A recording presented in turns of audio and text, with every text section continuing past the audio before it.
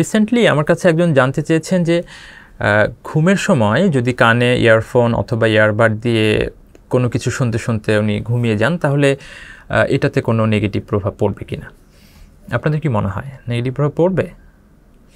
Negative প্রভাব আসলে ঘুমের ক্ষেত্রে নেগেটিভ কোনো প্রভাব পড়বে না, বরং অনেক ক্ষেত্রে এটা ঘুমের জন্য হেল্পফুলও হতে পারে। যেমন ধরেন আপনি একটু নয়েজি পরিবেশে ঘুমাচ্ছেন, তো সে সময় যদি আপনি কানে এয়ারবাড দিয়ে সুথিং কোনো কিছু শোনেন তাহলে এটা আপনার ঘুমের ক্ষেত্রে হেল্প হতে পারে। তবে এখানে আপনাকে দুইটা ব্যাপার খেয়াল রাখতে হবে। একটা হচ্ছে সাউন্ডটা যেন অতিরিক্ত না হয়ে যায়। অতিরিক্ত বলতে কত?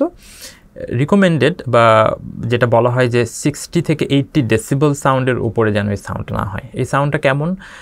60 থেকে 80 ডেসিবলের সাউন্ডটা, যেমন ধরেন কোনো জায়গায় যদি একটা ব্লেন্ডার চালু করা হয় তাহলে যে সাউন্ডটা হয়, অথবা ফোনে যদি রিংটোন বাজে তাহলে যে সাউন্ডটা হয়, অথবা আপনি বাইরে রাস্তায় গেলেন, রাস্তার পরিবেশে যে সাউন্ডটা থাকে, গাড়ি ঘোড়া আছে, অনেক লোকজন আছে, গ্যাদারিং আছে, সেখানকার যে সাউন্ডটা আসে, মোটামুটি এই সাউন্ডগুলো 60 থেকে 80 ডেসিবল রেঞ্জের মধ্যে থাকে।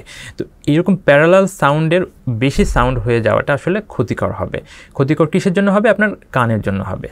দীর্ঘ সময় যদি এই ধরনের সাউন্ডের সাথে আপনার কান এক্সপোজড থাকে তাহলে কিন্তু আপনার শ্রবণ শক্তির ক্ষতি হতে পারে।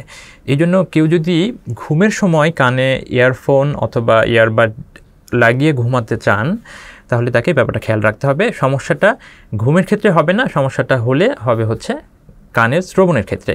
আবার আরেকটা জিনিসও বলা হয় যে কেউ যদি দীর্ঘ সময় কানে হচ্ছে ইয়ারবাড বা ইয়ারফোন রাখেন তাহলে আমাদের কানে যে সব ন্যাচারালি যে পদার্থগুলো তৈরি হয় যেটা কান থেকে বের হয়ে যাওয়া দরকার, সেই জিনিসগুলো স্বাভাবিকভাবে বের হতে পারে না। তখন অনেক সময় কানে হচ্ছে আমরা এমনি প্রচলিত ভাষায় কানে ময়লা যেটা বলে, ওয়েক্স যেটা বলে, সেটা জমে যেতে পারে, জমে যে সেখান থেকে কিছু সমস্যা তৈরি হতে পারে।